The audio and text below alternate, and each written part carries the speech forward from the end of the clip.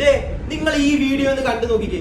ഈ വീഡിയോ കണ്ടതിന് ശേഷം നിങ്ങൾ തന്നെ പറയണം നിങ്ങൾ ആരോടൊപ്പമാണ് നിൽക്കുന്നതെന്ന്.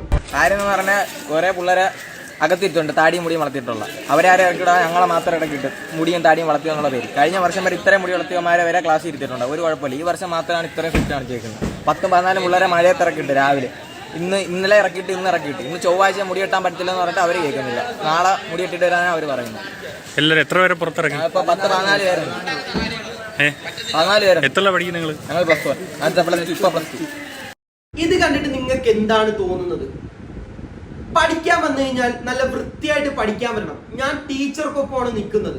ഇവനിക്കൊക്കെ നല്ല ചൂരൽ കഷായം കിട്ടാത്തതിന്റെയാ. നല്ല പ്രായത്തിൽ നല്ലതുപോലെ പഠിച്ചില്ലെങ്കിൽ നാളെ ഏത് അവസ്ഥയിൽ എത്തുമോ എന്തോ. മനുഷ്യർ കാട്ടിൽ നിന്ന് നാട്ടിലേക്ക് വന്നപ്പോൾ രൂപവും ഭാവവും മാറി, മുടിയും നഖവും മുറിച്ച് പരിഷ്കാരികളായി. പക്ഷേ കുറച്ചുപേർ കാടന്മാരായി ജീവിക്കാൻ ഇപ്പോഴും ഇഷ്ടപ്പെടുന്നു. വൃത്തിയായിട്ട് മുടിവെട്ടി അച്ചടക്കത്തോടെ വേണം സ്കൂളുകളിൽ പോകാൻ. മക്കളെ, നല്ല അടക്കത്തിലും ഒതുക്കത്തിലൊക്കെ സ്കൂളിൽ പോയി പഠിക്കേണ്ട പ്രായത്തിൽ നല്ലോണം പഠിക്കുക, അല്ലാണ്ട് ഈ ഗുണ്ടാലുക്കിലൊക്കെ പോവാതെ വൃത്തിയായിട്ട് ടീച്ചർമാരെയും മാഷന്മാരെയും രക്ഷിതാക്കളെയൊക്കെ അനുസരിച്ച് ജീവിക്കാൻ നോക്ക്.